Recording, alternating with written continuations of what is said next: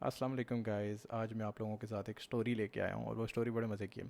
वो स्टोरी ये है कि आपको जो कहते हैं ना कि यार एक बात पे चल रहे हो तो उसी पे चलते रहो। डिस्ट्रैक्शंस को बिल्कुल एंटरप्रेन्योरशिप में कहा जाता है कि भाई डोंट गेट डिस्ट्रैक्टेड। बट कभी कभी जो रास्ते हैं ना वो बदल लेने अच्छे होते हैं। और हाँ, गोल अपना वही रखो जहन में, लेकिन रास्ते बदल लिया करो, ठीक है। तो हुआ यूँ कि मैंने जी टेबल टेनिस ली कुछ अर्से पहले, बिकॉज और इसलिए नहीं ली मैंने टेबल टेनिस वैसे ही ली कि भाई फॉर द कन्वीनियंस कि यार मैं कभी कभी स्पोर्ट्स नहीं जा पाता तो मैं घर पे अच्छी गेम कर लूँगा। तो मैंने प्रैक्टिस के लिए नहीं ली, बट प्रैक्टिस भी हो गई उससे। 6 महीने मैंने स्पोर्ट्स पेविलियन क्लब अपने जाना छोड़ा और मैं घर पे प्रैक्टिस मतलब खेलता रहा वैसे ही। और उसके बाद जब मैं स्पोर्ट्स गया 6 महीने बाद, तो अब मैं अगर 3 मैचेस होते हैं प्रो प्लेयर्स के साथ तो उनमें से एक लाजमी जीत रहा हूँ, ठीक है। आई एम नॉट सेइंग कि भाई मैं बहुत प्रो प्लेयर हो गया हूँ, but I am eventually getting there. लेकिन जब तक मैं उधर 2 साल 3 साल खेल रहा था, my game was at stuck at a level, ठीक है, उससे आगे नहीं जा रही थी, स्टक था मैं। और same goes for digital marketing में भी मैं स्टक था। क्या हुआ कि मैंने एक दूसरा रास्ता अख्तियार किया, मैंने प्रोडक्शन में चला गया, मैंने फ़ोटोग्राफी वीडियोग्राफी का काम स्टार्ट किया। और उसके बाद जब मैं वापस आया अपनी फ़ील्ड में, तो I became very good at it.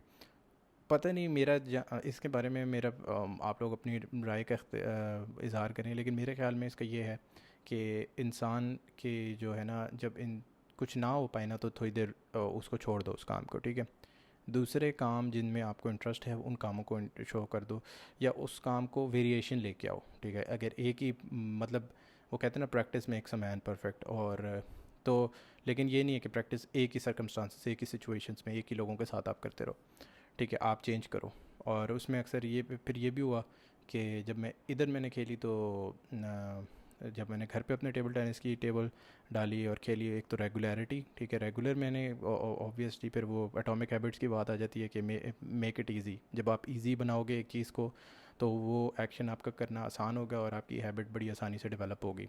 और अगेन वो न्यूरल पाथवेज़ की भी बात है कि जी जिसको न्यूरोप्लास्टिसिटी कहा जाता है, कि अगर आप एक काम करते रहोगे तो जो न्यूरल कनेक्शंस हैं दिमाग के वो पुराने टूट के नए बन जाएंगे, ठीक है, उस चीज़ के रेलेवेंट जिस चीज़ को आप कर रहे हो रेगुलर बेसिस पे। तो वो वाला कॉन्सेप्ट भी आ जाता है और उससे फिर ये होता है ना कि वो आपके न्यूरल पाथवेज बन जाते हैं, ठीक है। तो मैं क्योंकि एक तो इजी, ठीक है, हैबिट को इजी बनाया, वो रेगुलर किया। और दूसरी चीज़ के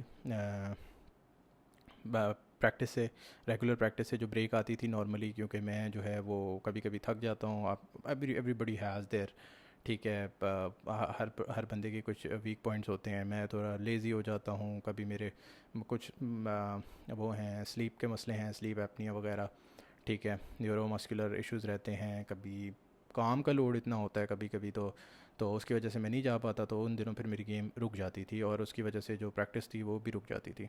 बट वो आसान बनाया तो उससे जो था मेरी गेम भी इम्प्रूव हुई।